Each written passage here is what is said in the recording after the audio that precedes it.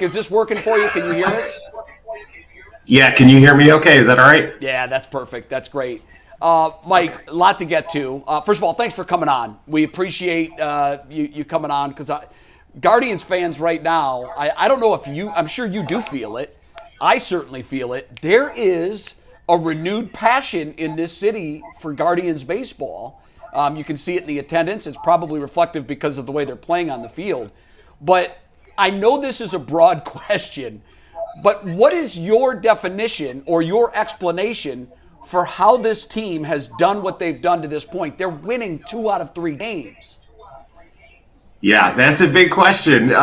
First off, it's been really exciting. I mean, the summer of baseball we've had so far has been great. We're something like 20 games over 500. And there's just a high energy, great dynamic in the clubhouse and on the field. I think what you're seeing is it's really, we're clicking on a lot of different cylinders right now. You know, I think we're in the top 3 in the league in runs scored per game, top 3 in the league in runs allowed per game. That means a lot of things are going right. You have some stars like Josh Naylor and Jose Ramirez doing well. You have some kind of unproven guys that are really stepping up, like David Fry and some of the young guys in our bullpen. So it's really all over the field where this is happening, but it certainly has been a fun and exciting start to the season. You know, Mike, I look at the difference between last year and, traditionally, a few years back prior to that. And it just seems like you guys have a new approach. Power numbers are up at the plate. What went into your approach this offseason and then trying to get more power in the lineup and hitting more home runs? How has that been effective? And is that an organizational type thing that you guys really concentrated on in the offseason? That's a great question. Really a noticeable difference from last year. I think what we saw really the past 2 years, we sort of embraced a contact-oriented approach over the past couple of years. And I think that was not necessarily an intentional thing. It was more around the personnel that we had and the stage of career that these guys were in. You had a young player like Stephen Kwan come up who really was contact-oriented throughout the minor leagues. That's the type of player he was in the major leagues in his first year. This year, we made a much more concerted effort. We still want to have a high contact, right? You're looking for contact and power, so still have a high contact approach, but a much more concerted effort with our hitting coaches and top to bottom organizationally to maybe get into a little bit more impact quality.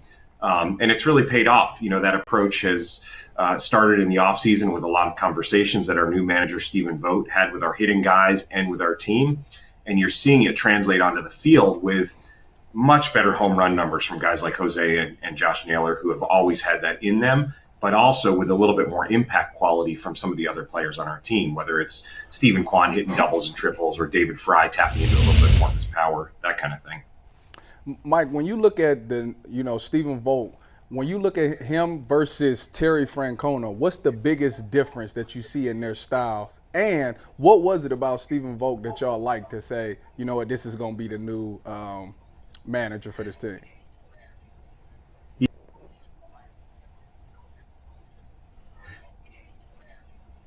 Yeah, I mean, you asked me to draw the differences was amazing. We had 11 years of a Hall of Fame caliber manager, the best in the business, and that's a hard thing for somebody to follow, especially a new manager who had never done the job before, even in a minor league capacity. Steven stepped in and from day one embraced the legacy and sort of the culture that Tito had helped build here.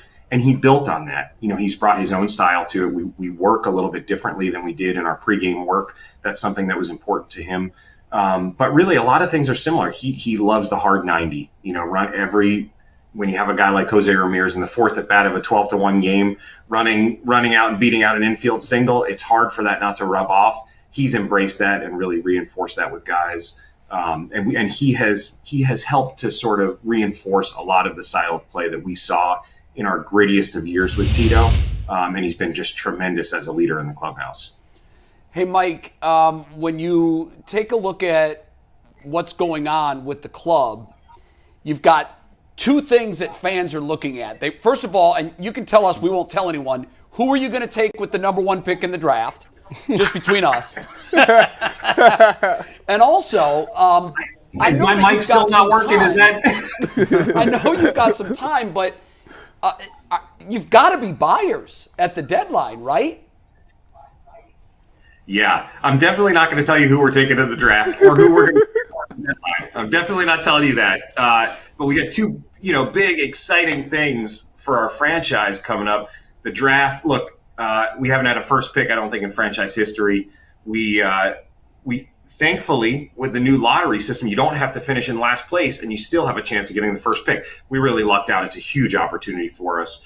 We're scouting, College World Series coming up. We've been scouting the regionals, super regionals, every high school game. Our guys are doing a great job in the field to put the pieces together on who we're going to draft. So we're excited about that. About 2 weeks after that, we have the trade deadline, which, look, when you're 20 games over 500, you're looking to find ways to complement your team. I think what we've seen in past years is sometimes that means a big addition like an Andrew Miller. Sometimes that means mostly relying on the guys that we have within. But I can promise you that we are going to be on the phones from basically today through the trade deadline, seeing what opportunities are out there, and seeing if we can find ways to complement the team. Mike, when you look at Quan and what he's been able to do, later on when we do the TV show, we're going to talk about him and his just year that he's having.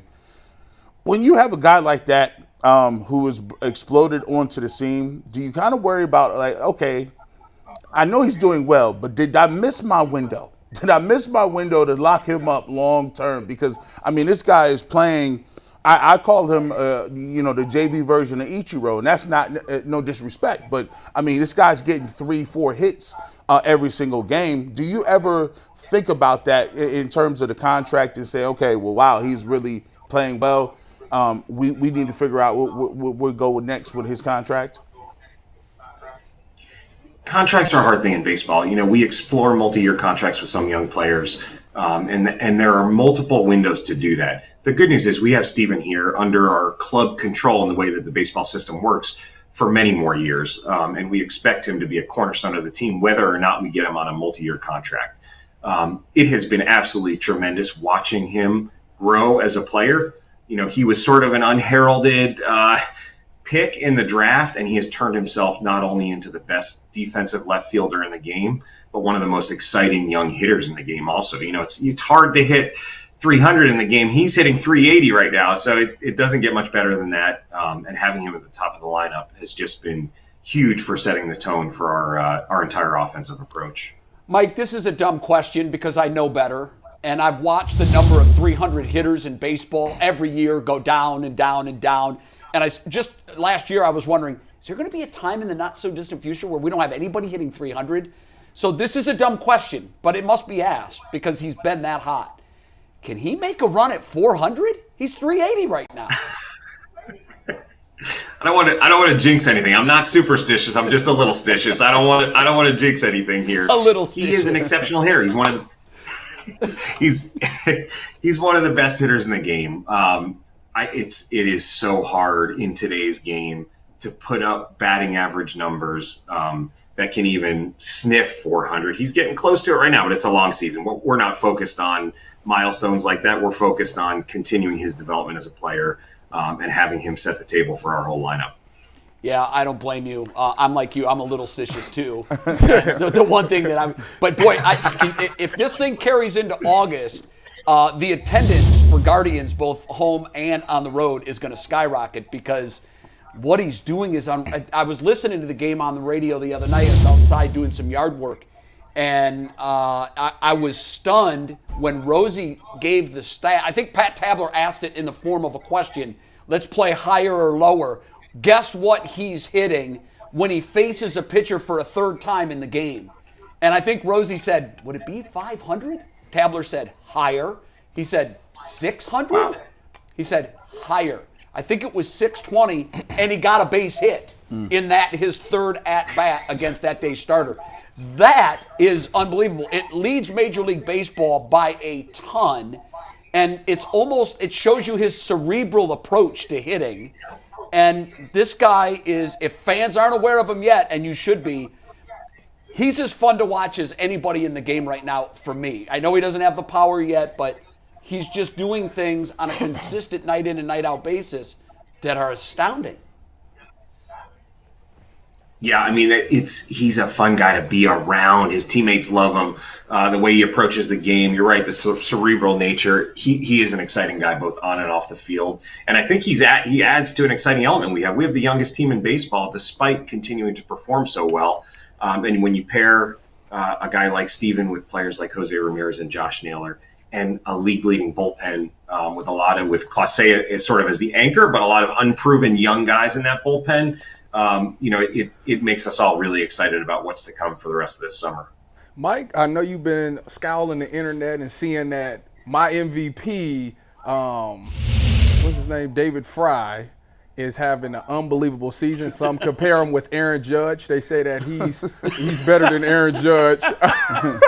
I want to know, what do you think is his best position? Because he plays multiple positions. What do you think is his best position? And what is your thoughts on him making it into the All-Star game this year?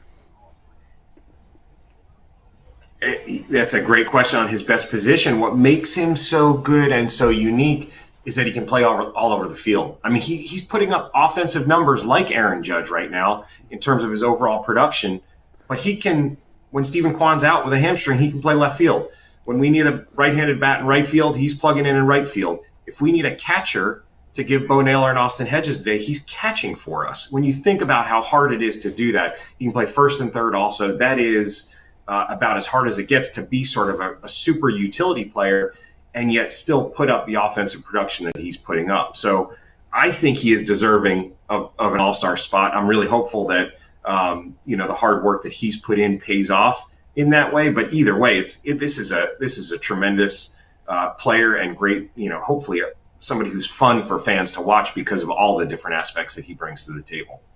I have a different question, Mike, but I got to follow up real quick. You guys acquired David Fry. In your wildest dreams, could you have imagined this was the player you guys were acquiring at the time? Are you suggesting that we're not that good? I mean, I thought you had faith in us that we knew all along he'd be this good. No, he's, we make a lot of trades. That's just how the game works, especially in a small market like ours. And some of them pay off, some of them don't. We saw a lot of great indicators, and it's a huge credit to the scouting group and analytics group that we have that identified some of those attributes in David, and then an even bigger credit to David with the hard work that he's put in to become the player that he is. Okay, my real question. You guys are the best of the best, Mike. No disrespect, but he's come out of nowhere. When you have a player like Jose, and we talk all the time about how his persona on the field translates down to the rest of the roster. When you see the best player run out every ground ball, it makes everyone run out every ground ball. And when they run the bases the way he does it, it's an attitude it spreads. How early in the process did you guys know you had something special in Jose that he could eventually become a cornerstone of the franchise like he has? Oh, that's a great question. And another one of the I knew it all along effect, right? As he came up through the minor league system, he was a really good hitter, but he was never really a top prospect. He was signed kind of later for a Dominican player at 18. Usually those guys are signed at 16. And he just progressed. Everybody loved the way that he played the game. He was a hard-nosed player from day one. He ran the bases hard. But if you remember when he came up, we didn't really have a position for him. We kind of put him in left field initially. He had been a second baseman. He eventually found his spot at third base. I don't know if you remember, but Tito used to joke that he ran the bases like he was invisible the first year that he was on the team because he was so aggressive, but he was running into outs. I think maybe in his second or third year, we saw it all come together where the instincts combined with the style of play that he has put him on the map as someone who could be a leader on the team, just in the way that he goes about his business. We always saw it off the field in the way he went about his business, but the way that it has translated into on-field success and the way that you see him approach the game every day, that started to kind of blossom in maybe his second or third year, and it's really just taken off from there. It's rare that you have a player who has done what he does and, whatever it is, 6 or 7 all-star appearances, and yet is still the hardest runner on the team and giving you the hardest 90 down the line whenever he sniffs a base hit. Mike, I know you guys are geniuses, and you guys do hit on 99.9% of your moves. But you've made one move recently that I think could be the all-time baseball gold move. Now, I know there's a lot of steps before you get to the big leagues. But let's just envision this together. It's late September. Guardians are in the middle of the pennant race. It's the 8th inning. And Steve needs to go to the bullpen. The door swings open. The loudest tugboat whistle on the planet blows steam in the bleachers. And 35,000 fans with their tugboat whistles that were handed out that night on Free Tugboat Whistle Night starts blowing the tugboat whistles. It's so loud that the noise registers on the Richter scale. Or that or him running into the mound. I'm not sure which. He takes the mound. The bases are loaded, nobody out. It's a 1-run lead. He strikes out all 3 hitters he faces. This could be one of the great all-time nickname marketing scenarios in Cleveland Indians / Guardians history. Am I right? You guys are great. You go deep. I love it. Tugboat Wilkinson was our 10th round pick in last year's draft. Again, our scouts did a great job identifying this guy. I love it. I love what you're looking at. We love everything that he's becoming as a player.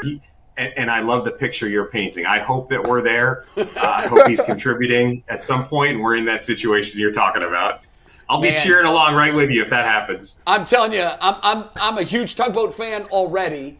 I know there are a lot of steps, but he throws absolute smoke, and he's had such success so far. And like I said, there are a lot of steps on the way to the journey, but I can see this becoming like Mark the Bird Fidrich. I'm showing my age, but I can see this because Fidrich, you guys don't know. Who is this? Fidrich took baseball by storm. Back in the day, they used to do something called Monday Night Baseball on ABC. It was as big as Monday Night Football. And it was really the only chance that baseball fans across the country had a chance to see all these other teams. And Mark the Bird Fidrich, you've literally never heard of him. Never. I can tell you guys haven't. Ever. He was like 6'4". He looked like Big Bird from Sesame Street. And he talked to the baseball, and he did his hand manicuring of the mound, and he jumped over the line on his way he sprinted in and out of the dugout. He was a sensation. Now, he only lasted a year of high-quality baseball. I know, Mike, you know who he is. I can see Mark the Bird Fidrich. I can see this. I can see Tugboat Wilkinson. He talked to the ball. He talked to the baseball. Yeah. We'll call up some video. We'll play some video of him later. Mike, he was awesome. That's funny. So in my mind, Tugboat. Now, Mike McNuggets, our producer, he's got a great nickname. Joe Thomas gave him the nickname. So he's fascinated by nicknames. So this was his question, and I'm going to ask it for you. So you're in the draft room, and there's 3 players on the board, and they're all 3 identically graded. And they all 3 play the same position, so they would fill whatever need you need. And you look at Matt Wilkinson, and he's Tugboat, and he's 270. Is that a tiebreaker, the nickname alone? It has to be, right? Well, we took him, didn't we? That's how it works in the draft. Hey, whatever factor it takes that we can make, that we can improve our chances, we're thinking about it. We factor everything in. See, that's why they're the best in the game. You're the best in the game. Mike, keep it up, man. This has been so much fun to watch. I'm thrilled that the city is on board. And who knows where this ride can take us, but we're all along for it. And keep it up, man. It's been a great, fun time to watch. And keep wearing them city uniforms. Them is Yes. crazy. Yes. Yes, sir. Hottest uniforms in the game right now. Thank you, guys. I have 4 kids, so I get a lot of feedback on what the uniforms look like. I'm with you. We're excited about the summer ahead, and we'll be wearing those City Connects quite a bit. Thank you, guys. Cleveland Guardians GM Mike Chernoff. Mike, thanks for making time for us. We really appreciate it. I know he's busy.